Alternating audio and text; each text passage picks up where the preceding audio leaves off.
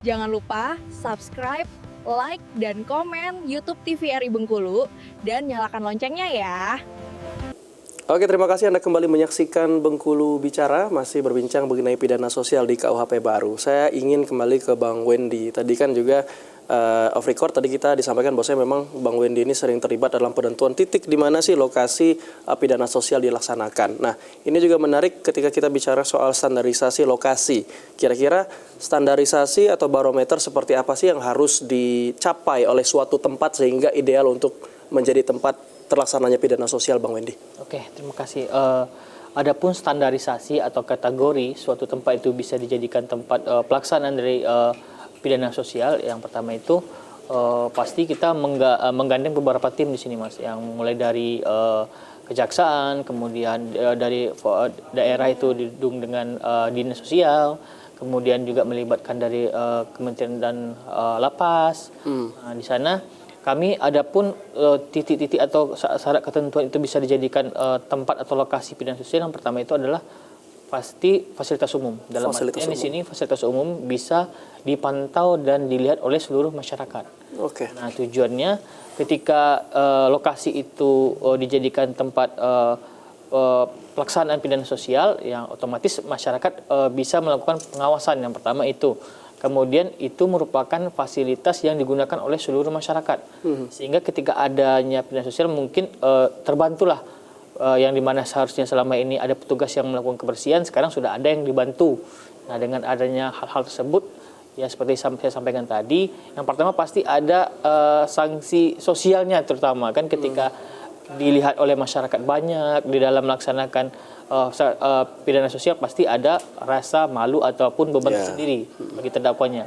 Sehingga harapan kita dengan adanya sanksi masyarakat tersebut tidak akan mengulangi perbuatan yang sama ke depannya. Mungkin itu kategori-kategori yang lokasi yang bisa kita jadikan tempat untuk pelaksanaan pidana sosial seperti itu. Oke, jadi memang poin pentingnya adalah fasilitas umum yang tentunya bisa diawasi dan dilihat masyarakat secara umum, sehingga nanti implikasinya terhadap mungkin seperti rasa malu, beban sosial, sehingga ini mampu merubah terpidana seperti itu ya. Dan ini menyambung ke pertanyaan saya berikutnya, itu masalah efek jera. Kalau dari Bang Kaza sendiri kita melihat seberapa jera sih terpidana kita ini mendapatkan pidana sosial sehingga kita mampu menjadikan ini sebagai salah satu pilihan yang tepat untuk menghukum para terpidana. Oke, untuk pidana sosial, kalau memang saya bagi dulu, yang dimana memang pidana sosial ini, kalau kita tahu kan selain pidana sosial kan ada pidana penjara, yang dimana memang salah satu tujuan pidana sosial ini diterapkan untuk lebih ibaratnya memperbaiki diri dari terpidana. Mungkin terpidana ketika masuk ke penjara dia merasa terisolate ataupun terisolasi, sehingga ketika keluar dari situ untuk berbau dengan masyarakat canggung ataupun takut. Nah, dengan adanya pidana sosial ini, dengan diharapkannya ada ini, terpidana ini langsung terjun ke masyarakat, membantu masyarakat, sehingga menimbulkan kepercayaan diri dia untuk memperbaiki dirinya lebih baik, Bang.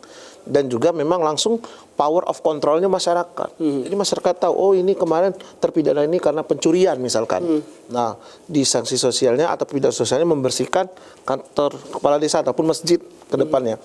Dan diawasi oleh masyarakat di situ. Dan ini, oh seperti ini, kami mengawasi kinerja bapak-bapak ataupun terpidana tadi. Dengan diharapkannya itu untuk memperbaiki diri dari terpidana. Biasanya ketika terpidana sudah masuk penjara dan berbaur ke masyarakat, itu canggung dan juga sulit diterima oleh masyarakat setempat dia tempat tinggal. Makanya tujuan point of view dari pidana sosial ini, masyarakat menerima terpidana ini seperti semula. Misalkan pekerjaannya petani, ya dia kembali seperti petani. Ataupun dia pada dahulunya adalah seorang ya pekerja apapun itu, masyarakat menilainya seperti itu. Jangan ketika dia petani, dia masuk penjara, balik ke rumahnya dicap penjahat. Dia lupa dulu dia orang petani, dia sering bantu-bantu warga pada saat itu. Nah, itulah salah satu poin dari dibentuknya pidana sosial dalam era KUHP baru, seperti itu, Bang. Ya. Karena memang kalau di penjara nanti akan ada mungkin satu gap, entah itu gap waktu ataupun gap Pastinya. orang itu hadir sehingga tiba-tiba muncul di masyarakat menjadi satu kesulitan untuk diterima kembali ya. Dan inilah hadir pidana sosial ini, hukuman yang dilakukan membersamai kehidupan masyarakat sehingga nanti bisa memudahkan untuk diterima masyarakat kembali. Nah ini Bang Kaza juga berkenaan dengan soal tadi penjara. Disampaikan di awal bahwasanya kita ini situationnya saat ini penjara overload seperti itu. Banyak sekali terpidana yang menumpuk di penjara dan itu juga menggunakan anggaran pemerintah untuk mensupport dan menopang dari lapas itu sendiri. Kalau kita melihat pilihan choice dari pidana sosial ini sendiri, seberapa efektif sih Bang untuk menekan angka narapidana di penjara sendiri? Nah, jadi memang salah satu tujuan dibentuknya pidana sosial ini untuk mengurangi overload kapasiti dari penjara ini, yang dimana memang tidak semua orang ataupun semua perbuatan pidana yang dilakukan oleh terpidana itu masuk ke penjara, Bang. Kalau dikit-dikit masuk penjara ya penuh lah. Masyarakat bertambah, lapas nggak bertambah. Kehidupan masyarakat bertambah, maunya masyarakat bertambah. Otomatis nanti akan jadi konflik, Bang. Di mana memang juga saya ingin juga mengutip sedikit dari filsuf Yunani.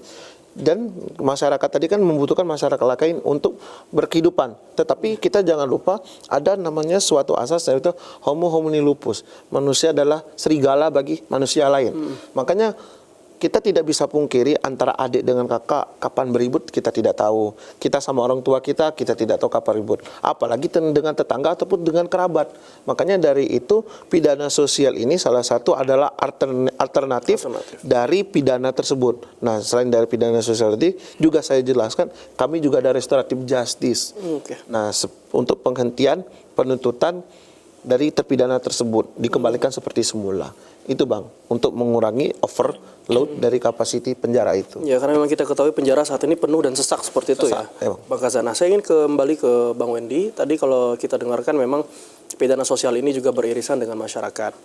Kalau kita melihat antusiasme atau respon dari masyarakat sendiri terkait dengan hukuman pidana sosial ini seperti apa? Karena memang seperti yang Bang Kaza sampaikan, sejak dahulu kala memang di Indonesia ini kita sudah kenal hukum adat seperti itu ya. Bagaimana culture dan kebiasaan masyarakat memberikan hukuman. Kalau kita lihat masyarakat modern saat ini melihat pidana sosial seperti apa, Bang Wendy? Oke, terima kasih. Kalau untuk pidana sosial di zaman saat sekarang ini pasti ada dua mata pisau, dalam artian ada yang pro, ada yang non pro, dalam artian ketika orang itu berpandangan positif bahwa sanksi sosial itu lebih berat dibandingkan sanksi kurungan, ya pasti dia akan mendukung. Tapi ada juga beberapa masyarakat ataupun golongan mungkin yang menganggap sanksi pembinaan sosial itu kurang efektif, dalam artian masa cuma sekedar kerjaan sosial. Nah mungkin ada opini seperti itu.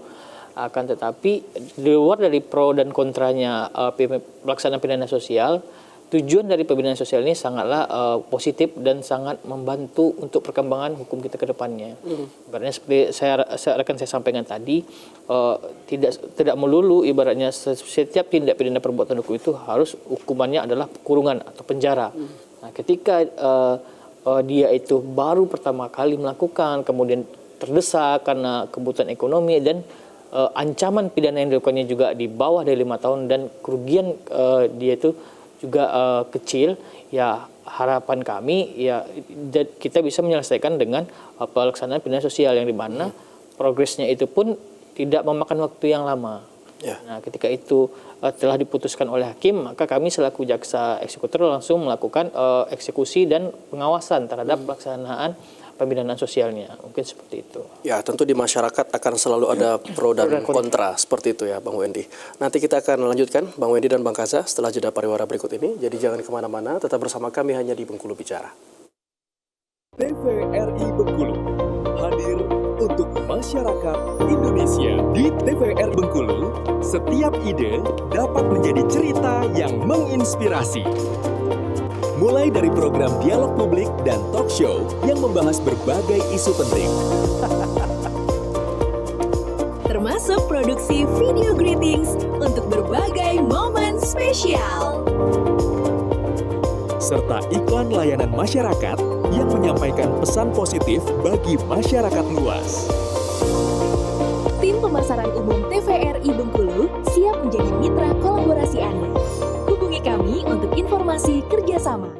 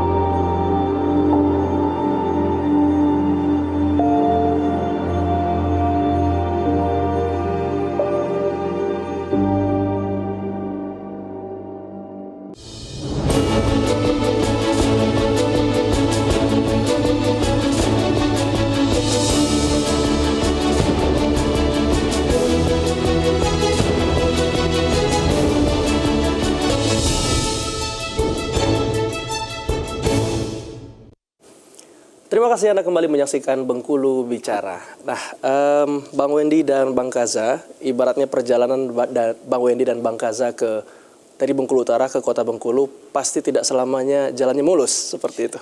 Ada kerikil-kerikil seperti itu. Dan saya rasa juga terjadi pada pelaksanaan pidana sosial ini. Pasti ada kesulitan, tantangan, dan hambatan yang dijalankan. Kalau kita lihat dari pelaksanaan sejauh ini, kira-kira apa sih tantangan yang mungkin dihadapi Bang Wendy, Bang Kaza, dan rekan-rekan yang lain dalam melaksanakan pidana sosial mungkin? Bang Kaza? Oke, boleh. Saya akan menjelaskan hambatan dari ataupun tantangan dari kami menegakkan pidana sosial ini. Yang pertama, masyarakat belum tahu apa itu arti pidana sosial.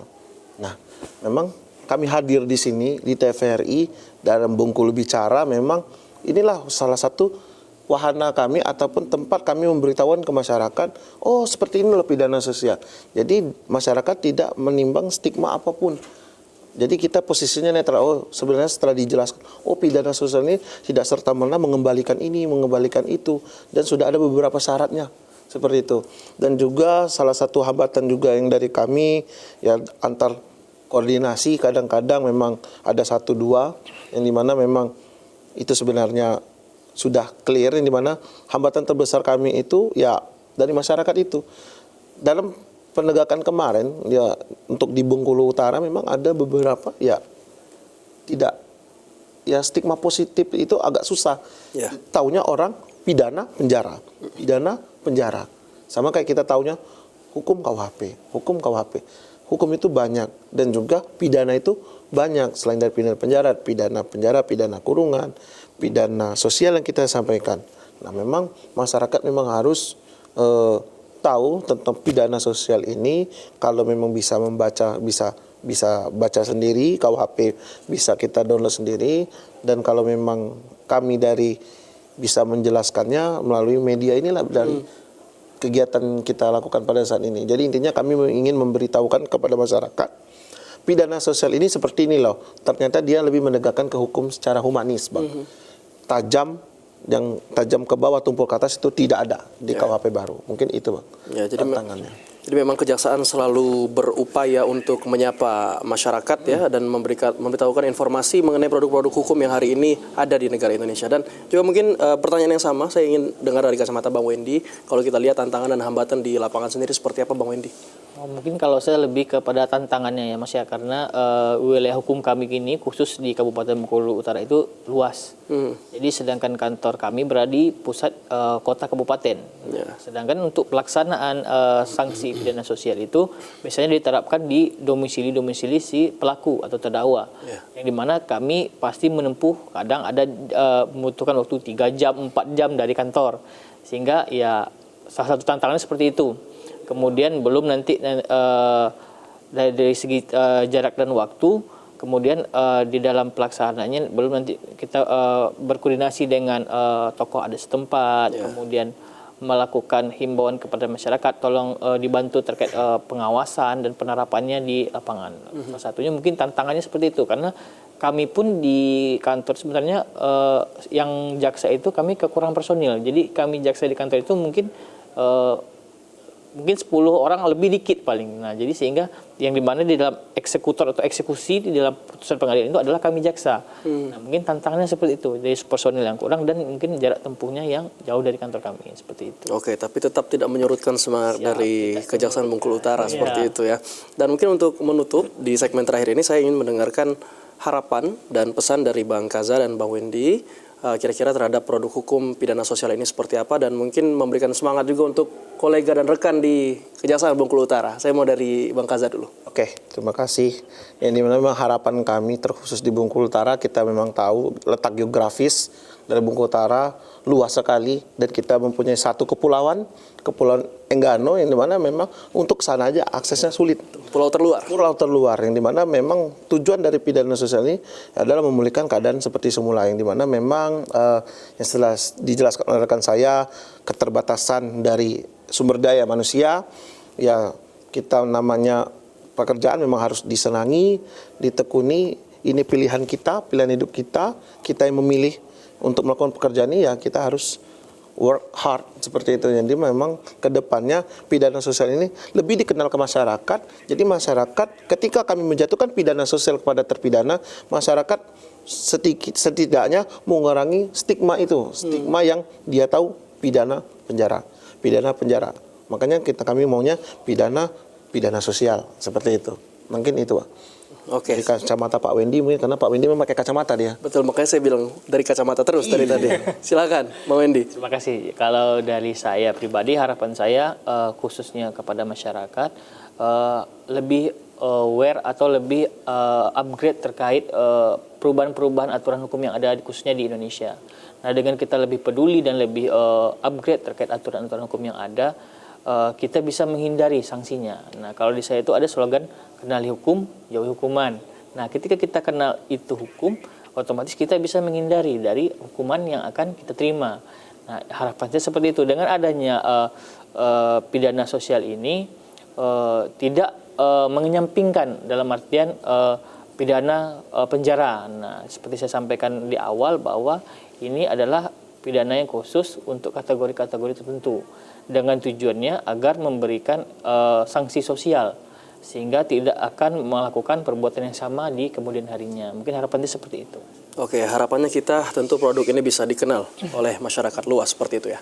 Dan tak terasa pesan harapan dari Bang Kaza dan Bang Wendy turut mengakhiri kebersamaan kita dalam dialog Bengkulu Bicara hari ini.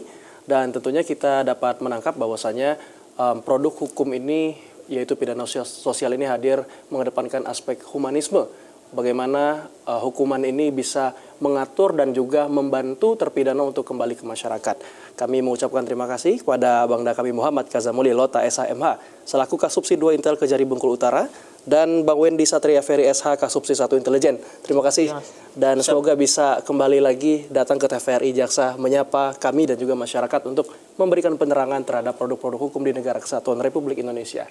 Akhir kata saya Mikrom Utama mewakili kerabat kerja yang bertugas pamit undur diri. Wassalamualaikum warahmatullahi wabarakatuh dan sampai jumpa.